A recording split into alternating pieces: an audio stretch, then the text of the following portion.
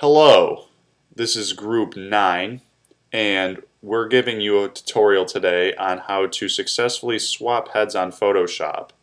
We hope by the end of our tutorial that you will be more familiar with the interface of Photoshop in addition to adding this little technique to your repertoire of graphic design skills. There are going to be several steps that we'll take in order to successfully swap the heads of this rabbit and this runner. So let's get started. You're going to want to start with step 1, which is to open up Photoshop. So it's already open here, and you will have the two images open. If you need to open them, go to File, Open, and select the images on your desktop. But since we already have them open, we'll move on to step 2.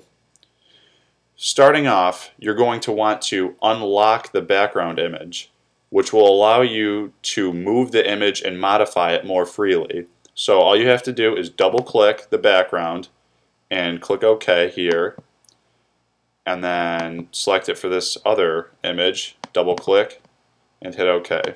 Now we can modify our images freely. We're going to start with selecting the magnetic lasso tool in order to swap heads of the rabbit and the runner. So you're going to want to click on the magnetic lasso tool here on this sidebar, and if it's not available, click and hold. It will be under lasso tool and then magnetic lasso tool. So you're going to want to select magnetic lasso, and what this tool does is it allows us to make a selection around a certain color that is different from the background. So as you can see, the rabbit's head is more of a gold and the flowers are pink. So we're going to want to start here with the rabbit's forehead and just do an outline and see how the cursor just clings right to the rabbit's ears and its head. That's what's going to let us move on and select its head very cleanly.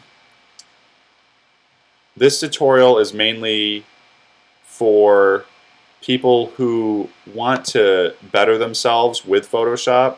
Many companies are now valuing graphic design skills, and we believe that adding some simple skills in Photoshop will really add to your resume when applying for a job.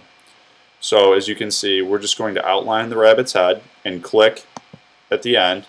As you can see, it's outlined now. You're going to want to go to the movement tool up here, click, select the rabbit's head. You should see these little scissors appear underneath your cursor, and drag it over to the runner's picture. And as you can see, the rabbit's head has made a new layer on the runner's picture. Now, the rabbit's head is a little too small for this picture, so what we're going to do is enlarge it. You can do this by pressing Command T if you're using a Mac, or Control T if you're using a Windows computer. As long as you're selected on layer 1, press Command T or Control T, and that will allow you to enlarge the image. As you've done with other images in the past, click on one of the upper right-hand or left-hand corners and drag to make the image larger. Now, Photoshop helps us out a little bit by making sure that it doesn't get stretched out too far in one direction. All you have to do is hold the Shift key when you're dragging.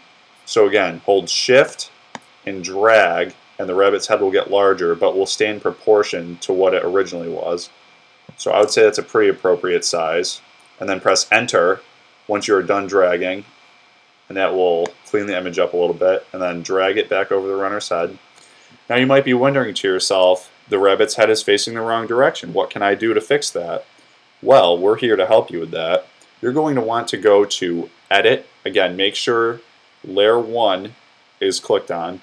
You're going to want to go to Edit, down here to Transform, move over, and then click on Flip Horizontal, which will flip the rabbit's head horizontally. There's our finished image. Now, we hope that you have attained a greater knowledge on how to use Photoshop, and we hope that you are more comfortable with the interface now.